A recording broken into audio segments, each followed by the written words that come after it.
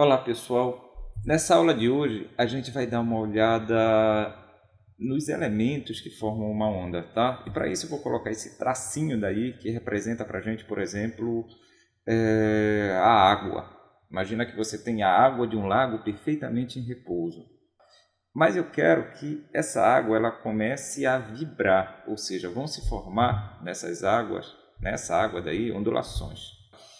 Então, bora colocar aqui uma pedrinha. Toda vez que essa pedrinha vai para cima ou para baixo, se formam ondulações.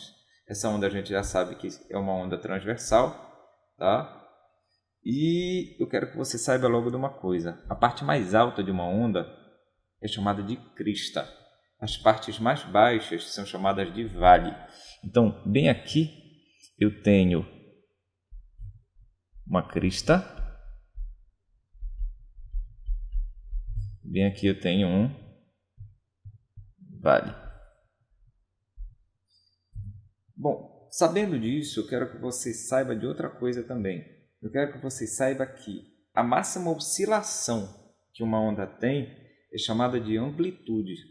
Então, por exemplo, bem aqui, essa distância daqui que a gente vai chamar de zona de equilíbrio, esse ponto, tá? Esse tracejado daqui. Eu vou chamar de zona de equilíbrio. A distância da zona de equilíbrio para uma crista ou da zona de equilíbrio para um vale é chamada de amplitude. A gente está estudando um tipo de onda que é chamado de onda periódica. A onda periódica ela sempre se repete. Então, por isso não vai ser muito difícil de analisá-la. Ela sempre vai ter o mesmo tamanho. A gente vai ver ondas periódicas mais complicadas mais tarde, mas basicamente o que cai para vocês no vestibular sempre é isso daqui. Eu quero fazer mais uma oscilaçãozinha aqui. Então, bem aqui a gente tem mais outro pedaço da onda sendo criado para vocês. E a gente vai estudar agora o que é o comprimento de onda.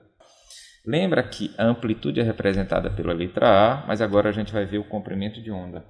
O comprimento de onda é a distância entre dois pontos consecutivos e equivalentes de uma onda.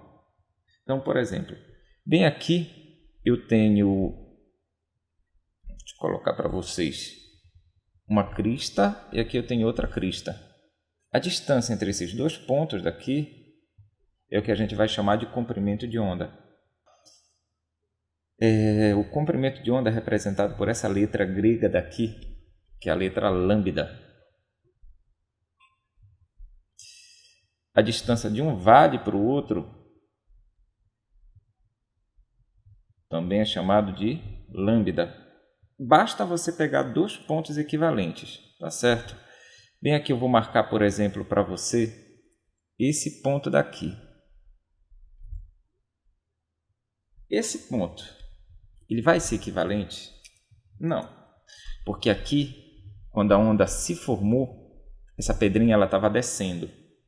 Bem aqui, a pedrinha estava subindo. Então, o ponto equivalente a esse vai ser esse ponto daqui. Então, essa distância entre esse ponto e esse também é um comprimento de onda. Então, o comprimento de onda ele sempre vai ser essa distância entre dois pontos que são equivalentes e que são consecutivos, ou seja, um depois do outro. Não adianta pegar uma crista e pegar duas cristas depois. Tem que ser uma depois da outra.